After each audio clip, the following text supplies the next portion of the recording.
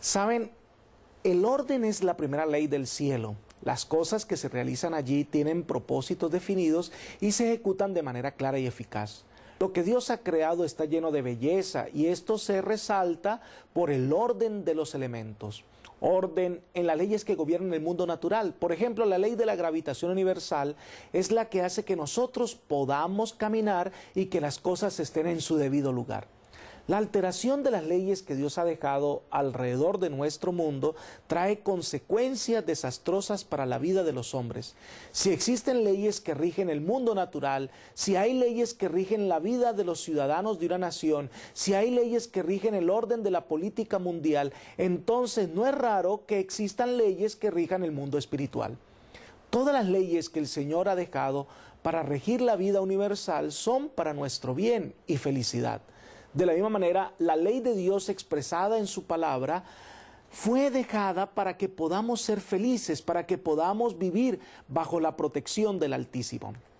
Entonces, estudiemos hoy acerca de la ley de Dios y su papel en el gran plan glorioso que Dios tiene trazado para darnos paz y salvación. Veamos la importancia de la santa ley de Dios. Preguntémonos, ¿quién y cómo se escribió la santa ley?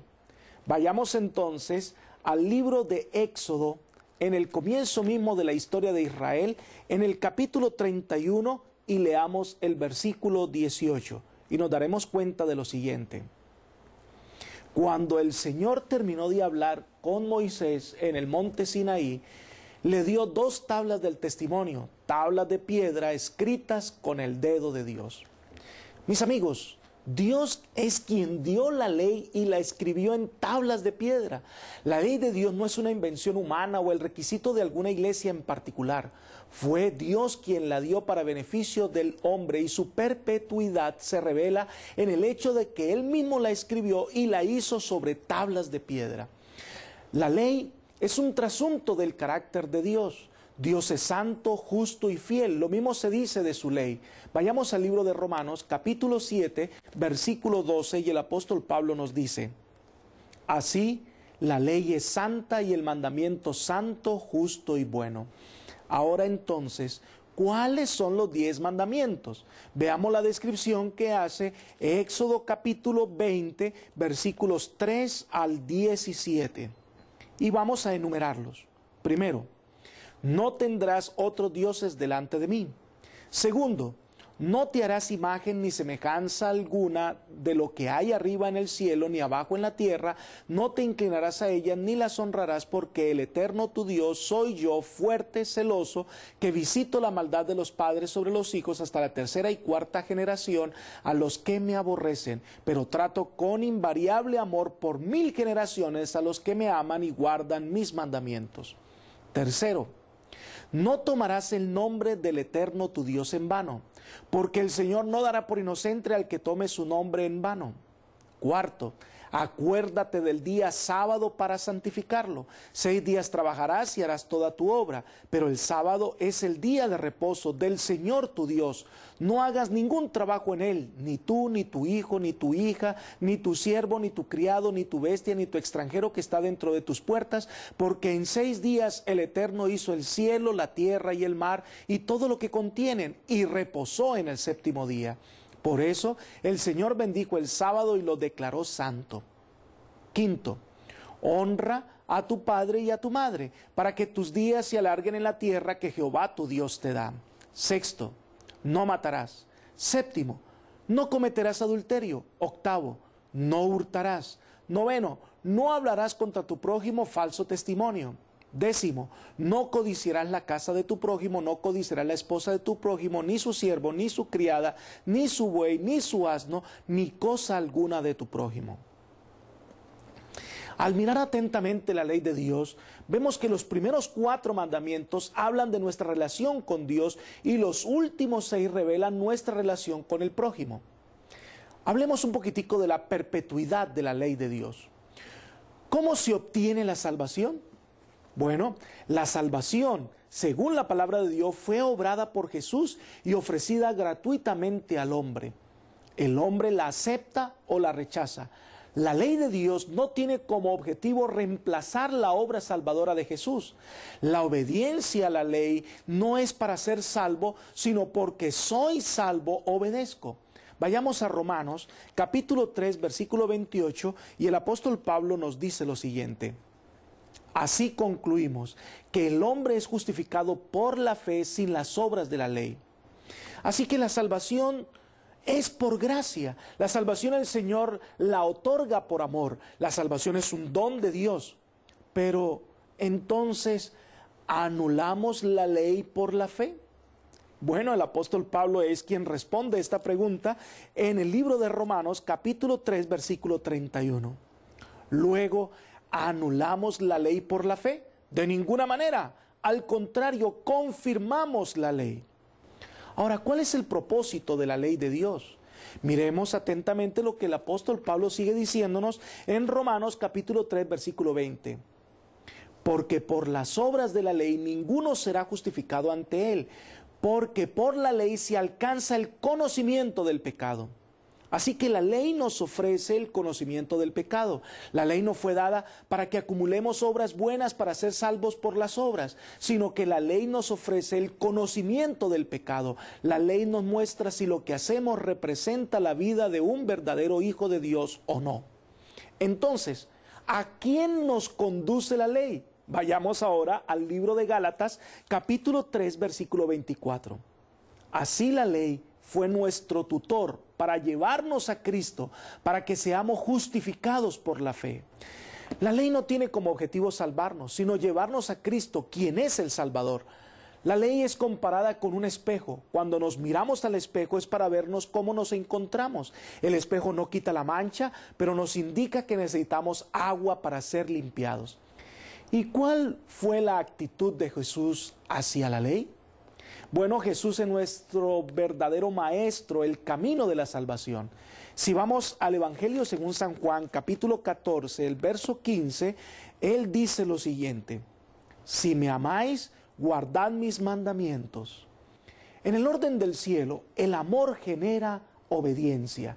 Los hijos de Dios deben ser obedientes. Jesús lo enfatiza en el mismo Evangelio según San Juan, capítulo 15, el verso 10. Si guardáis mis mandamientos, permaneceréis en mi amor, como yo también he guardado los mandamientos de mi Padre y permanezco en su amor. Ahora, ¿realizó Jesús cambios en los mandamientos?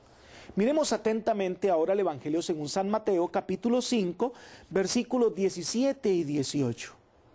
Jesús dijo: no penséis que he venido para abolir la ley o los profetas. No he venido a invalidar, sino a cumplir. Os aseguro que mientras existan el cielo y la tierra, ni una letra, ni un punto de la ley perecerán sin que todo se cumpla. Cristo no modificó la ley del cielo. Si el cielo y la tierra existen aún, significa que la ley de Dios todavía es vigente. Jesús es más claro a afirmar esto en San Lucas, capítulo 16, versículo 17. Sin embargo, es más fácil que desaparezca el cielo y la tierra antes que caiga un punto de la ley. Así que la ley de Dios es eterna. No existe tal cosa como un plan de salvación para el Antiguo Testamento y un plan de salvación en el Nuevo Testamento. En ambas dispensaciones la salvación es por gracia, pero la gracia siempre guía a la obediencia. Algunos confunden la ley eterna de Dios con los rituales que fueron dados a los israelitas y que eran temporales. Muchos sacrificios y ceremonias dadas a Israel eran temporales porque simbolizaban al Mesías. Al venir el Mesías, estas prácticas no son necesarias, pero la ley de Dios, los 10 mandamientos escritos con la mano de Dios, no tenía el objetivo de ser temporal, es eterna. Los discípulos obedecieron también los mandamientos de Dios. Incluso en Apocalipsis se describe al pueblo de Dios de los últimos días como un pueblo obediente. Vayamos al capítulo 14 de Apocalipsis y leamos el versículo 12. Aquí está la paciencia de los santos, los que guardan los mandamientos de Dios y la fe de Jesús. Los mandamientos de Dios indican la calidad de la vida del creyente que amando a Dios le obedece con alegría.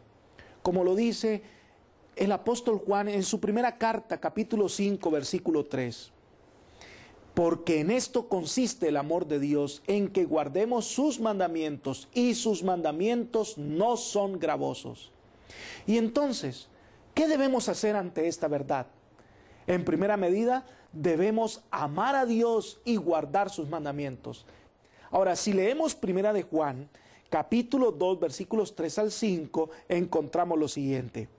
En esto sabemos que conocemos a Dios, si guardamos sus mandamientos. El que me dice, yo lo conozco y no guarda sus mandamientos, es mentiroso y la verdad no está en él.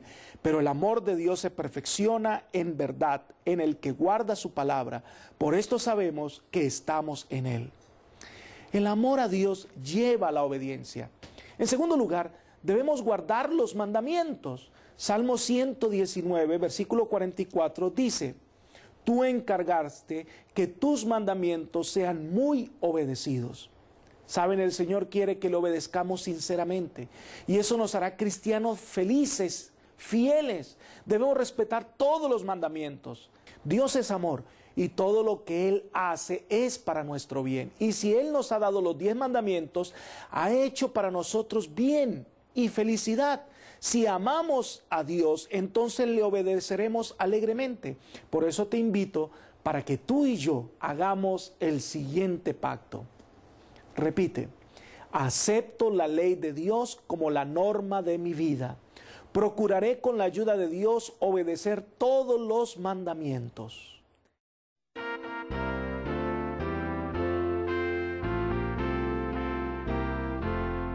Al andar con Jesús en su fulgida luz, en mi senda su gloria veré, y su voz he de oír, pues promete vivir con aquel que obedece por fe. Su santa ley obedezco por fe, y feliz para siempre con Jesús estaré. Fiel amigo Él es, sentaréme a sus pies y a su lado el camino andaré. Si algo hay que cumplir o si hay donde de ir, sin temor obedezco por fe.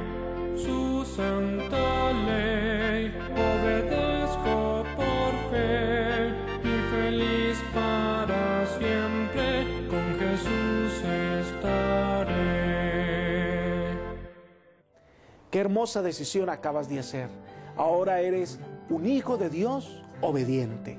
Vamos a elevar una oración a Dios para pedir fortaleza para obedecerle. Querido Dios, te agradecemos porque haces todo lo posible para que podamos ser felices. Haces todo lo posible para que llevemos una vida santa, una vida alegre, una vida llena de las bendiciones del cielo.